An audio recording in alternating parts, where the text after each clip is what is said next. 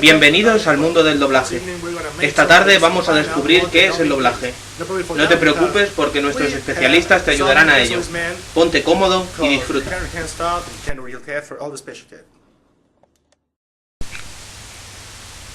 El doblaje. La necesidad de comunicarse existe desde que el hombre es hombre. Esa es una de las razones principales por las que existe el doblaje, así como la aparición del cine sonoro.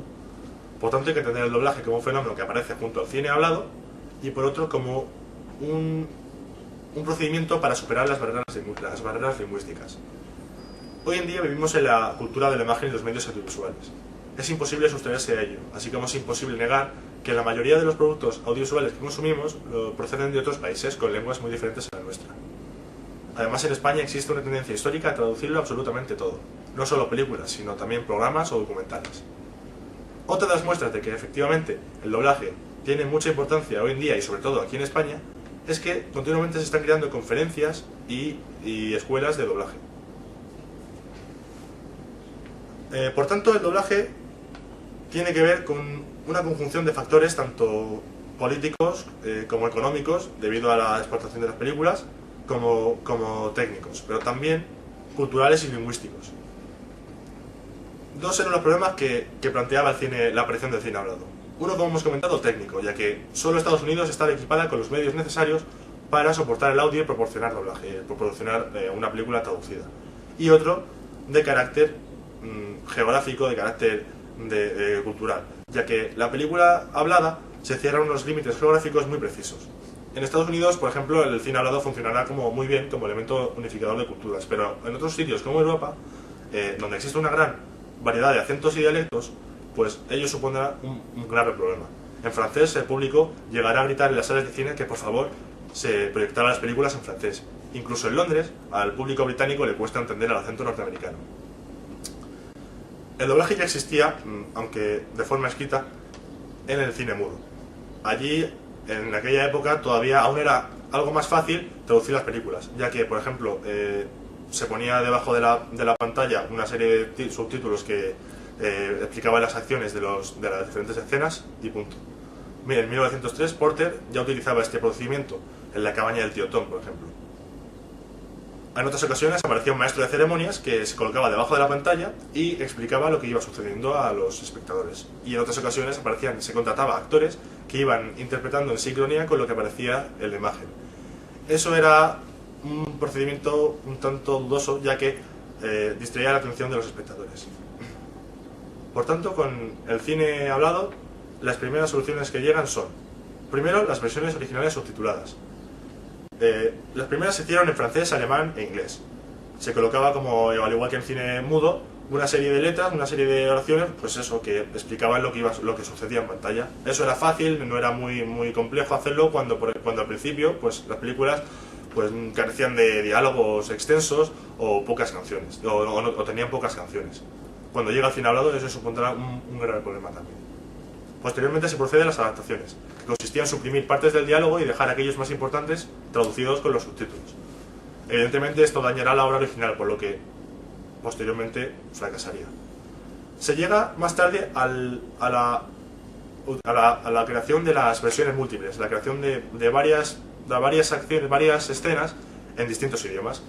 Llegaban varios actores a un plató, uno alemán, otro francés y otro inglés, que interpretaban la misma escena, pero en sus diferentes idiomas. Era un procedimiento muy complejo también y muy costoso en lo económico, por lo que también fracasaría. Más tarde llegó el dubbing, que es un procedimiento, un fenómeno que se utiliza para cuando, por ejemplo, una cascada pues impide que el mensaje llegue bien a los receptores. Y al final de los años 20 llega lo más próximo a lo que conocemos hoy como doblaje. Los primeros doblajes como tal. La primera en traducirse, en doblarse, fue Rio Rita, de la Radio Pixels, aunque, como podéis suponer, estos primeros doblajes carecían de buena calidad.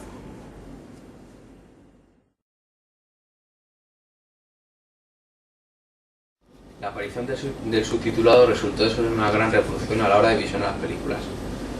No solo se utilizó para traducir las obras a otros idiomas, sino que con este nuevo adelanto las personas con problemas auditivos pudieron empezar a disfrutar del cine. En la actualidad, con los DVDs, casi el 100% de las películas que se comercializan vienen integradas con una serie de menús entre los que podemos elegir entre una serie de idiomas y subtítulos. Pero este fenómeno de la subtitulación generó una serie de problemas lingüísticos a la hora de llevarse a cabo, dando lugar a traducciones que podemos denominar como traducciones mal logradas. En muchas ocasiones nos vamos a encontrar con deficientes traducciones que no se prestan ningún tipo de confusión ni ninguna ambigüedad y que desde el punto de vista de la sincronía tampoco tienen ninguna justificación. Vamos a tomar como ejemplo la película Betty Blue del famoso cineasta francés Benet. En un primer ejemplo podemos ver cómo el traductor ha decidido dejar traducido como "la mayor es el vivo retrato de su madre, mire qué guapos son", cuando en realidad la correcta traducción sería "mira qué guapa es". La única explicación que se puede encontrar para este tipo de casos y otros similares es la negligencia del traductor, ya que en muchos casos estas personas tienen muy poco tiempo entre unos trabajos y otros. Pero en muchas ocasiones tampoco debemos centrarnos exclusivamente en el traductor, ya que uno de los aspectos más importantes de conservar en las lenguas son las expresiones de la calle, los dobles sentidos, etc. Por tratarse de un texto visual y no escrito, no podemos hablar propiamente de marcas grafémicas, pero sí debemos ser conscientes de la existencia en un proceso intermedio de unos signos de puntuación y de entonación en los que se basan los actores. Por tanto, para alcanzar una perfecta sincronía se pueden producir alteraciones en los signos de puntuación y en el lenguaje. Con todo esto será el actor en última instancia quien elija las pautas que marcará para doblar su texto. Otro problema con el que nos vamos a encontrar a la hora de doblar las películas es con los cuantificadores, ya que muchos de los cuantificadores no corresponden a los originales, aunque estos existan en la lengua meta. El siguiente ejemplo que tenemos es en la misma película Betty Blue, cuando el inspector dice "tengo que hacerle muchas preguntas", cuando en realidad este cuantificador se traduciría como varios. No es posible justificar desde el punto de vista de la sincronía este cambio, ya que en el momento de hablar al inspector este no aparece en pantalla. Otro ejemplo muy similar ocurre en esta misma película, en la que el personaje de Alice le pregunta a Emil si le dará un niño, a lo que este responde "todos los que tú quieras". Acabamos de ver dos formas diferentes de traducir este determinante en francés. En el primer ejemplo le hemos visto traducido como muchos y en este último como todos, pero ninguno de ellos corresponde a su traducción original, que sería varios. Otro factor a tener en cuenta es la traducción de la temporalidad, esto de los tiempos verbales. En todas las lenguas no existen los mismos tiempos verbales, por lo que a la hora de traducir nos guiaremos de una forma instintiva para meter en contexto esos tiempos verbales. Aún así, existen algunos casos en los que es muy difícil encontrar la razón que se ha seguido para traducir estos tiempos, como vemos en el siguiente ejemplo, en el que el personaje de Alice vuelve a preguntar "Emil, ¿qué has hecho?". En este caso se ha traducido un presente simple, que es el verbo faire en francés, por un pretérito perfecto. Tengamos en cuenta también que la traducción que se ha hecho "¿qué has hecho?", a efecto de sincronía, encaja mucho mejor que decir "¿qué has hecho?" en la frase en francés "qu'est-ce que tu fais?".